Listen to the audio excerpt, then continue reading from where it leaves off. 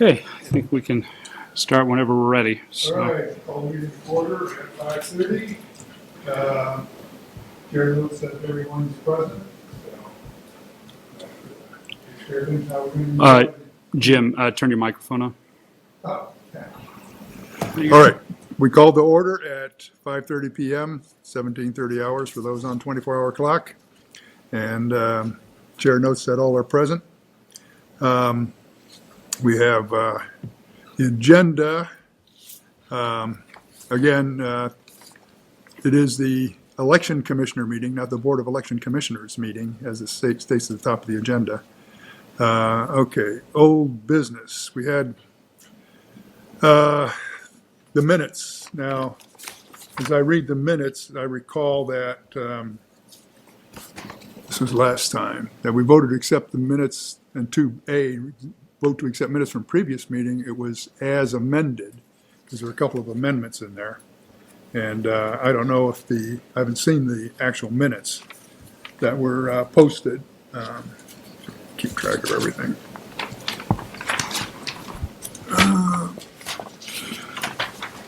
For example, on B3B,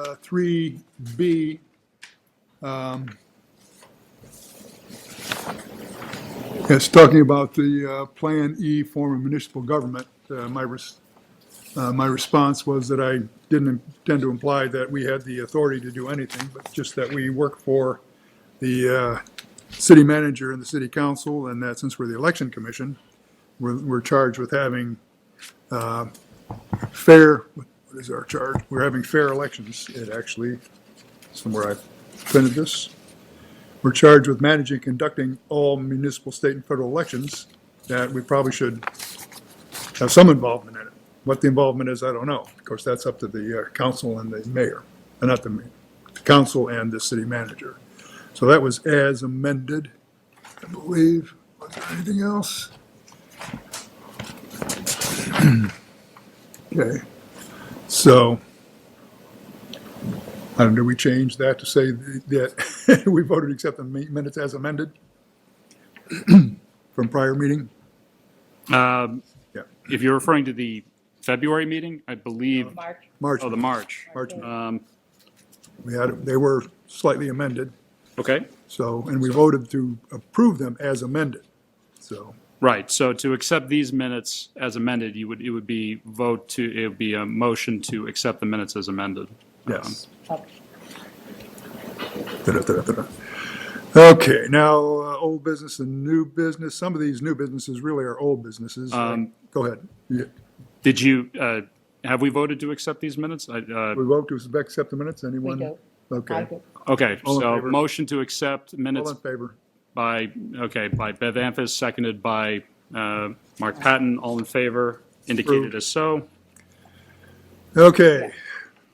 New business. Actually, some of these are old business, like the discussion on prior meeting minutes and posting on city website. The question I've raised a couple of times is I haven't been able to find them. I just wondered if you were able to give any guidance on that. Yes, part of the issue is with some departures in the manager's office, it's been a little flux, but I have been in touch with the people who updated. So I have all the meeting minutes on our server. We're going to upload them this week. Okay, yeah, because as a new chair, I'd like to go back and just see what happened in previous years, even before Bev. That's good. Right. Yeah, but for those that are missing, and again, I can only speak to when I've been with the elections office, but we'll Yeah. make sure to upload them. Yeah, it may be that since you've been here, they're there, but they don't go back very far. In other words, it should have they're not in the archives. In other words, they're supposed to be in the archives. And it may be me that I don't know where to look. The city webpage is not always the most user-friendly webpage. Right. Yeah, and again, I can't speak to my Okay. predecessors, but for me, I will make sure that all the minutes that have been involved when I've Okay. been in the elections office will be Okay. attached. We could put in the minutes that that's to be, after you're gone, we can raise it again and keep poking and see what we find. All right, let's see. I didn't take all of 5 minutes. Okay, my discussion on my inquiry, I don't know if it takes a discussion. The City of Elections webpage has Bev's name spelled wrong and has her as the chair. That was a long time ago. It's still that way. People used to say to me, I should look who's at this it. Athens who's on this up on the commission? She Greek, Yeah. So we ought to put a note in the minutes that we need to get those two things changed, and probably also put Bev as the vice chair. Yep. And likewise with the minutes, I will make sure that the website is updated by this week. Okay, you got a lot to do this week. I know how it is when you come to the end of a job, everything goes. Right.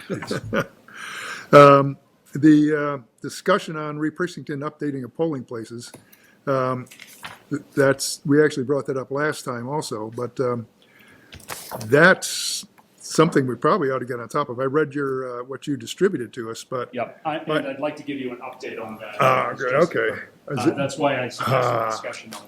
good. We got this.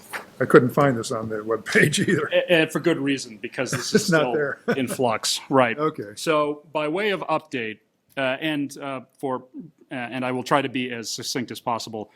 So every 10 years and this is for the public as well, every 10 years the Federal Census is conducted, and based on the population results from that Federal Census, every state's wards and precincts, or specifically precincts, are adjusted to reflect these population changes.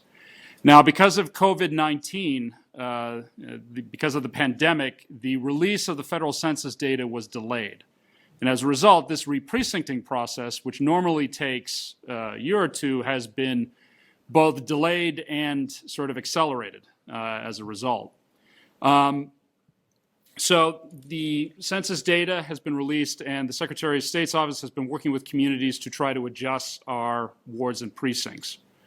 What has complicated this matter further is the state legislature decided to set the boundaries for the district state races, specifically state representative, before the reprecincting process was complete. So as a result, what normally happens is that the SEC and municipalities work through the wards and precincts, they finalize it, and then the state legislature, based on those lines, creates the boundaries for the district-based seats for state rep and state senator. Because the state legislature decided to essentially set the boundaries before this process was done, many municipalities, including Lowell, are now facing the prospect that for state races, some of our precincts are going to be split, where, and specifically, if you look at this map, it mostly occurs, if this is 16th Middlesex up north, north of the river, you have 17th and 18th. Because the state legislature decided to set the boundaries before these reprecincting was done, for mostly 17th and 18th, the line that was divided doesn't neatly fit within the precincts. So as a result, we are going to have to add additional precincts to our polling locations. Now, unfortunately, this process still isn't complete because I've just learned last week from the Secretary of State's office that they're re-reviewing what's known as Ward 7, Precinct 3A, because they've come to the potential conclusion that we don't need 7-3A.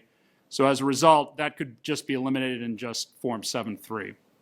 So as a result of this, we are potentially looking, and again, it isn't finalized until we confirm it with the Secretary of State's office, we're potentially looking at essentially 39 precincts for state election, up to 39 to 40, instead of what would normally be 32. Again, 8 wards, 4 precincts each. Then I thought we had 33, whatever. Well, we used to have 33, Yeah. but when we switched to 8 wards, 4 precincts each, that was supposed to go down to 32, but because of these now split precincts, because the state legislature essentially jumped the gun, we're now potentially looking at 39, 40, again, for state races only. So I wanted to bring this to your attention because another complicating factor is the state is still working on what the final maps are going to look like. Now, this map I provided you is essentially a draft map. And as you can see, it's supposed to identify where the split precincts are, but because of the dotted line they use, it's, as I told the Secretary of State's office when we received it, near impossible to differentiate between the split precincts. The SEC is aware of this. They are working on revised maps that more clearly identify where these split precincts are. My understanding is they're working on it for all municipalities and that Lowell is among the first municipalities that will hopefully receive revised maps. but the census unit hasn't indicated when we can expect that. So with that in mind, we have not released any maps in order to, again, avoid confusion with the voting public. So where we stand right now is we have, again, what we are likely looking at is for state races up to 39 to 40 precincts for state races. So for each of our polling locations, we're going to have to make sure that these sub-precincts, again, like sub-precinct A, are also have locations, also have sort of stations in our polling locations. The good thing is that now that, once this process is finalized, now that we will have a final number as to what our precincts are, we can now start the process of reassigning these precincts to all of our old polling locations.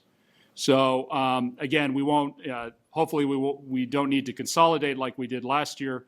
We can re-identify all our old polling locations and assign the new precincts once we have the final number to these polling locations. Okay, now I'm just, based on your language, is it ready to do that yet, or do we have to wait until they give us some more information? I need to get a final determination from SEC if we can eliminate 7.3A, because in fact, I sent them yesterday an update. Our GIS director and I reviewed the addresses, and to provide additional information for the Election Commission, essentially since January, I and the city's GIS director, Joe Donovan, have been reviewing what's known as geocoding with the Secretary of State's office, where they provide a list of addresses that need to be double-checked to make sure they're in the correct ward and precinct.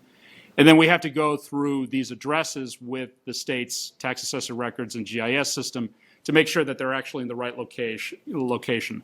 And we've been going through essentially thousands of addresses over the past couple of months. But fortunately, I think we're at the end stage of that process. Right. There's a lot of maps floating out there on Facebook and everywhere else. Right, and again, those maps are not official. I know they aren't. I know that, but you say you want to withhold them so you didn't confuse people. Right. I guarantee you people are confused. Right, and again, my goal was to make sure that whatever map is released can be reliable. And because this process is ongoing in terms of reprecincting, all of these maps that the Secretary of State's office provided were draft maps, and that is not a reliable basis to provide. Now, is this going to affect the boundaries of the state legislatures, for example? Because I know the people out gathering signatures were sometimes quite unsure as to where to go get the signatures. They didn't know whether they were supposed to go to Tingsboro or whether that was going to be still involved, things right. like this. The addresses have been finalized, so we do know which addresses belong to which districts. That's why you can gather signatures and we can certify them. Okay. So that is not the issue. I think the issue for us is making sure that the map that is presented is the correct and final map, which unfortunately, because of this ongoing process, we haven't gotten one yet from the Secretary of State's office. Okay. So I just wanted. Do we know when we'll get it? Not at this stage, but I will double check with them to see if we can get a status update on that. So the reason I bring this up is that as this commission is aware, the setting of our polling locations is done by the Election Commission. Yep. So I wanted to give you a status update as to where we are, the number of precincts and sub-precincts we are looking at, and the fact that at some point, hopefully within the next month, you can start the process of reviewing our polling locations and assigning our new wards and precincts to these polling locations that are so forth. I'm in the process of preparing transition plans. Among my transition plans will provide a detailed list as to how you can review these polling locations through a public process, and then how it'll set it and how the system will done, as well as dates and timelines as to when you have to do this and how to provide public notice. Great, thank you. Yep. Will you have a bigger map? In other words, this is tough. Yes. To read. And my goal is to also get a date as to when we will get final maps. Okay. And maps that are more clear than the one that we currently have, which, again, with the dotted line, there's no, it's hard to differentiate anything on it. Yeah, this says as of December 31st, is that right? Right, and that is that's sort of a term because, again, the census is every 10 years, so by accepting it, that's how it's defined. But again, until we get a final map that identifies the sub-precincts, we just, it's not really comprehensible at this point until we get a clearer map. Okay. Little Okay. baffled why they can't get it right. Okay, thank you very much. Yep. Yeah. Okay, let's see, yes. Recruitment of poll workers. Again, we need to, according to the state laws, regulations, whatever, we need to ask the chairs of the parties Yes. to give us recommended poll workers. Just to update you, Chairman, a letter has been sent on, I believe it was April 14th, to both the Republican and Democratic city committees, as well as to the chairman. So again, an email and a hard copy were sent to them. The letter requested that both committees provide any candidates that they have who would be interested in and willing and able to be poll workers. Whatever lists that they provide, both city committees, will be supplemented in with our current list of veteran poll workers who have worked the elections beforehand. And we are hopeful that the committees can have some great candidates, so we can ensure that our elections can continue to be successful. I agree. Okay, that's D. Any other? Mark, Bev, anything on that one? Okay, regarding laws, regulation, procedure for appointment of new election commissioner and reappointments to election commission, that's more complicated than I had intended. I wanted to congratulate Mark and myself for being reappointed. Or was it Mark, you and me? One of us. No, A it's couple me. of us were reappointed. Yes. And I think it's appropriate to put in the minutes something to the effect that we thank Zoe for her service Right. as a member and a chair. So the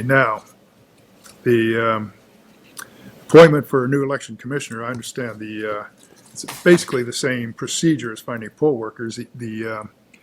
Since she was representing the Democrats, the Democrat city committee is supposed to recommend three candidates. Nominate Yes. three candidates. Now, I presume that the manager's office manages that. that's correct. And Okay. the manager's office is the one who sends out the inquiry to the appropriate city committee. And then based on the committee's sort of response, to the extent that they don't have three candidates, or if they only have, like, let's say one or two, the city also does a public posting for those in the city who are, again, in this case, Democrats, since Zoe was a Democrat, who would be interested in serving on the election I commission. believe it also says that whoever the manager's office can select whomever they want if they don't like the three candidates. And I presume that would mean they'd really have to be bad, which I could anticipate that. Not anticipate it, I can imagine it, but that gives them an out. Now, my concern is that they get moving. I mean, we only have three commissioners. We have a new city manager and, a city council, which hasn't gone through this before. Is there anything we can do to jab them, tell them, not the city committee, the Democrats are ready to do it. I know they're ready to do it. Is the manager's office ready to go through with this? It'd be nice to have a full commission.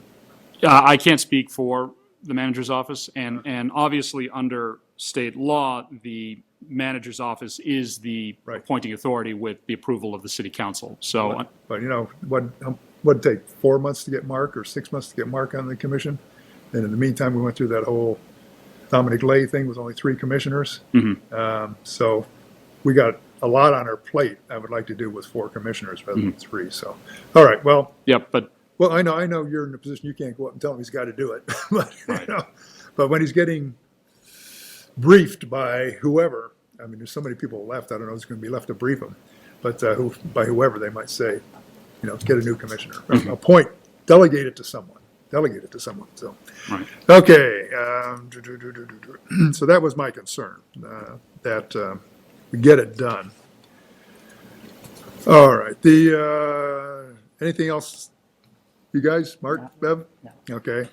Then talk about removal of voters from the polling rolls. I read what you sent out, and my question is, how do we make sure that people don't slip through the cracks? In other words, do we have a fail-safe option. And you probably, I'm not mentioning any names, but you probably know the names of someone in my building who's been registered forever and was got a letter saying she was being taken off the rolls. For some, she had moved, I guess. And the only way she found out was the person who bought her house said, we got a letter here from the elections office. She opened it and said, we're taking you off the rolls. And so do we have well, what it reminded me of is, remember that we've had people occasionally in the elections come in and say, I've voted every time and now they tell me I can't vote. And we look it up and they're not, I don't know, could be anything, but occasionally this does happen. Yes. And do we have some kind of safety net in place to make sure it doesn't happen incorrectly? Yeah, and the sort of the voter registration procedures that are in place are designed first and foremost to ensure that, to the extent possible, voters aren't erroneously removed from voter rolls. That's why, as indicated in the memo, it's such a long process to remove someone from the voter rolls for inactivity, because and there are many sort of steps in place so that if an inactive voter comes in, they can immediately get reactivated and vote in an election. I think the main issue that can come up, particularly with a voter who says, "Oh, I voted every time," in an election, is that sometimes many voters think that they have voted every time in an election when in fact they're voting provisional. And poll workers can explain to them, because of these issues, you are voting provisionally, but we have this voter registration form that you can fill out so that it doesn't go through it. And we've had instances where a voter says, well, I don't need to fill that out, and I refuse to fill it out because I'm already a voter. So it's like, all right, you vote provisional, but, that's why we have the voter registration forms in our provisional ballot packets to try to avoid that. The other issue that can come up, too, is whenever someone, and we've been noticing these, this can definitely happen from time to time. The Department of Motor Vehicles has a automatic voter registration provision. The problem with that is that sometimes an error will occur there where the voter says, oh, I don't want to register to vote, I'm already registered, but they do it anyway. And as a result, we get notification through the state database that there's been a change in the voter status, so we have to do it. That's the way the state VRIS system is designed. The moment that there is a change in another community, we get automatic notification that we have to change the voter status to either delete or something like that. And so, we've contacted the DMV about these issues. They try to be, proactive in avoiding them, but it can happen. As they say, to err is to human. To err is human, so it can happen. But we have systems in place to avoid these errors. And again, that's one of the reasons why letters are sent out when there's a voter deletion, because it also serves as another safeguard to alert the voter that something has happened, so that they can, contact our office and we can correct it. So Sometimes it goes to the wrong address, so.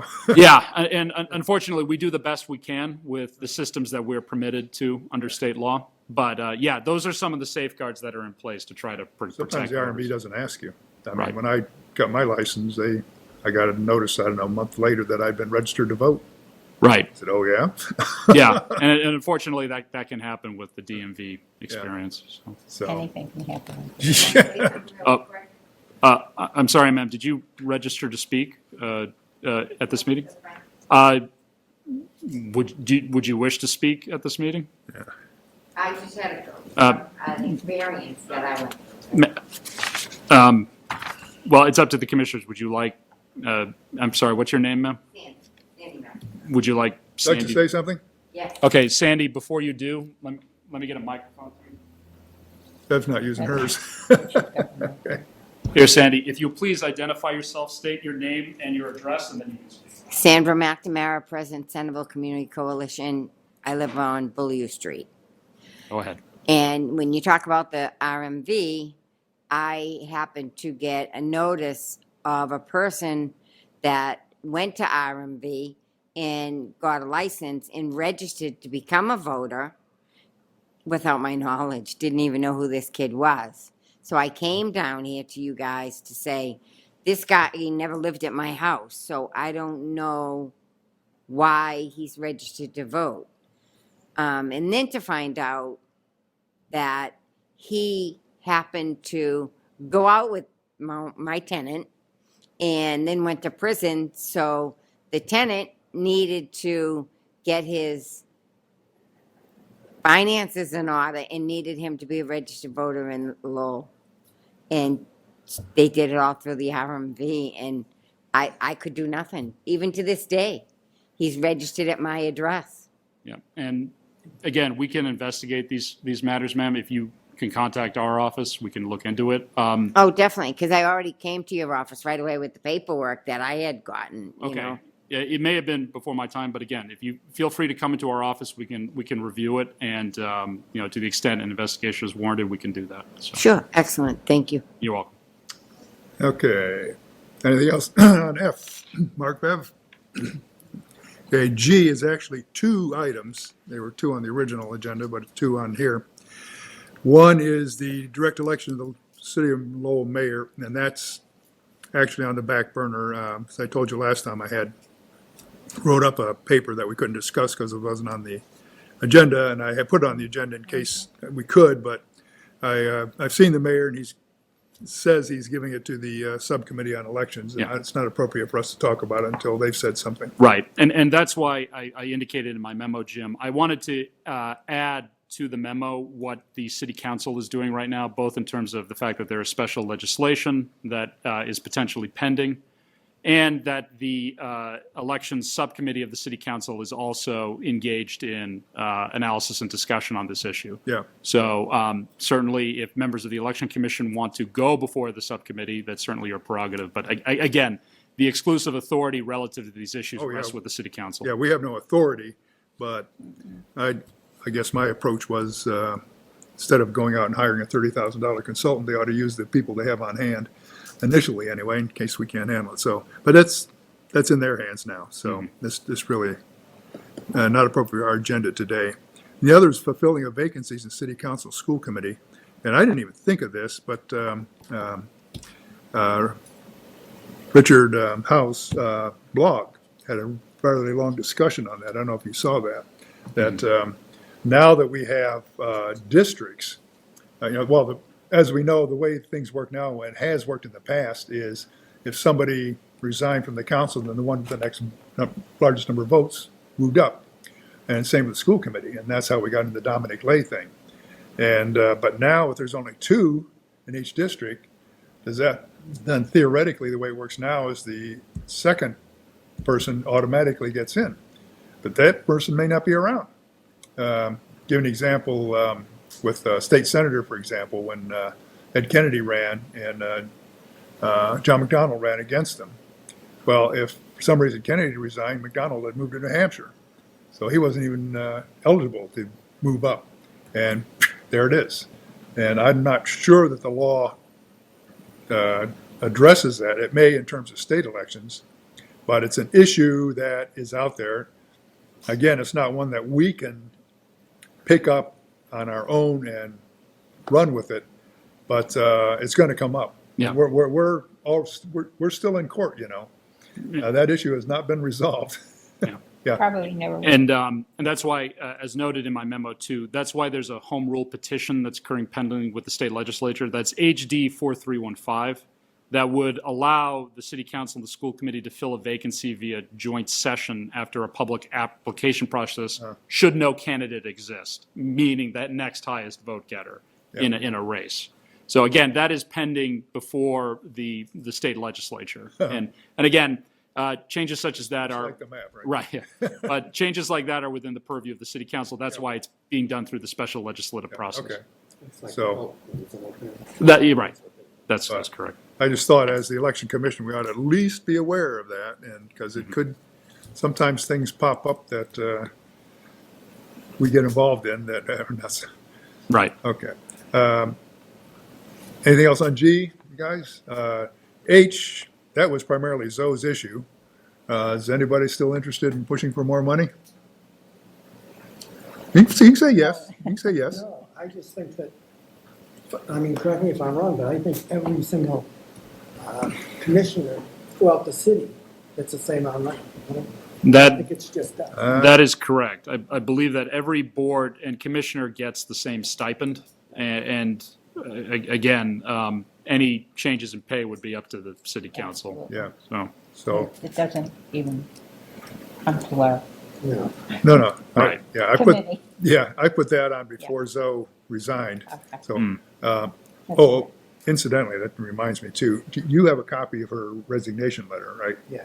Could you put a copy of that in the minutes, just so we have it for our records?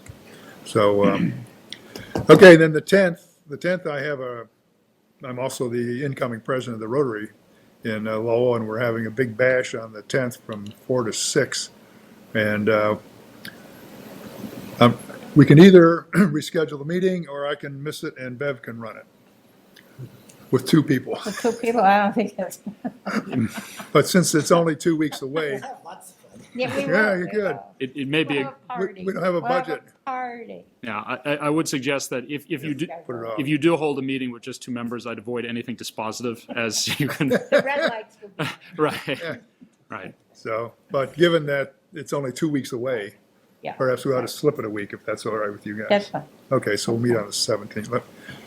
Probably open my mouth and I'll find out that something's going on the 17th, but I don't think so. You'd think being retired, I have lots of time, wouldn't you? And as a, Never happens. it's probably a related note relative to that. Ladies, dinner, wait. Yep. Oh, I already put it in. Yep. So next meeting It'll will be the 17th. 17th. Okay. And you'll be gone by then.